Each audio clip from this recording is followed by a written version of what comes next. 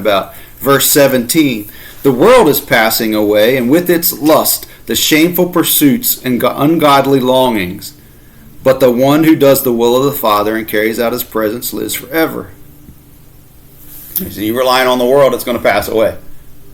The world is eventually going to let you down. The world is eventually gone. You're going to be in a place somewhere. It's going to take forever. Well, never mind that the world has passed away, which it is, but your connection to this world is going to pass away too. So even if the world doesn't pass away in front of you, the bottom line is the things that you're boasting about having, you won't have forever. The country song about the trailer hitch on the hearse, you know. So, you know, one way or another, whether the world passes away first or whether you pass away and you're going to be saying goodbye to the world, your relationship with the world, the things that you were trying to get that you didn't quite get, or the things that you did have and somebody else didn't have, so you boasted about them. That entire relationship is going away. Your relationship with heaven, if you have one, is gonna last. Right. And these people are that he's talking about, assumingly right here, they get in heaven or they get in somewhere else, and it's like, okay, they're gonna have a shock to the system. And you get to heaven, peace, joy, happiness. You get to hell, then they're like, oh man, I might have been a quadrillion billionaire and had anything I wanted when I was on earth, and now I'm whatever that's looking like in hell, and his money does him no good. Or you get to heaven without your baggage.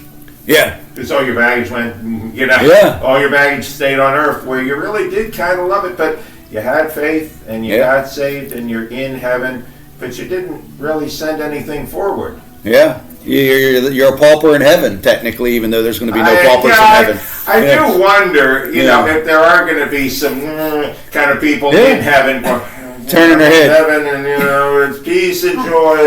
Remember, what was it? I don't know when it was, but several weeks ago we talked about what is our crown going to look like? Are we going to have a cardboard paper Burger King crown? Walking around with that, and we're going to be proud of that.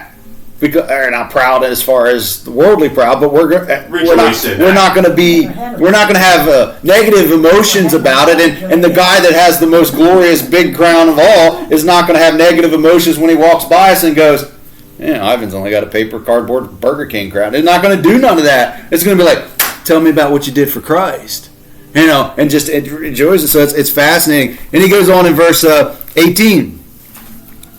He starts with children. So if he's calling them children, who's he talking to? Supposedly talking to.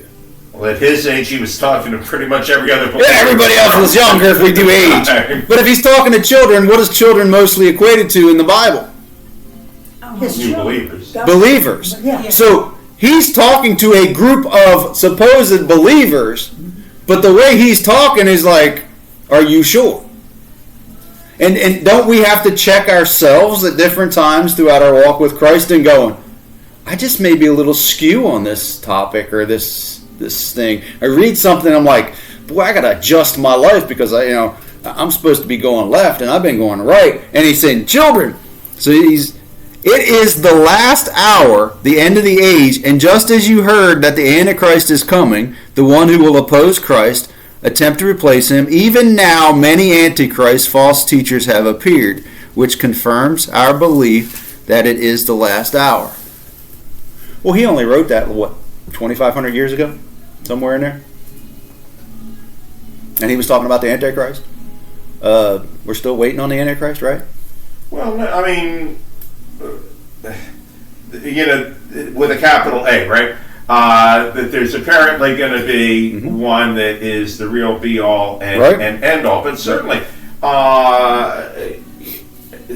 one of the things over in China during the last 25 years or so was this Eastern Lightning movement, which is a not quite Christian movement. But, there's new Christians. They really don't know what's what. That's kind of what we've been talking about here. Right. And so they get gobbled up by this Eastern Lightning movement where Jesus is actually a woman living in Shanghai turns out has now fled China, I think, and is now a woman living in New York City. But that's that Eastern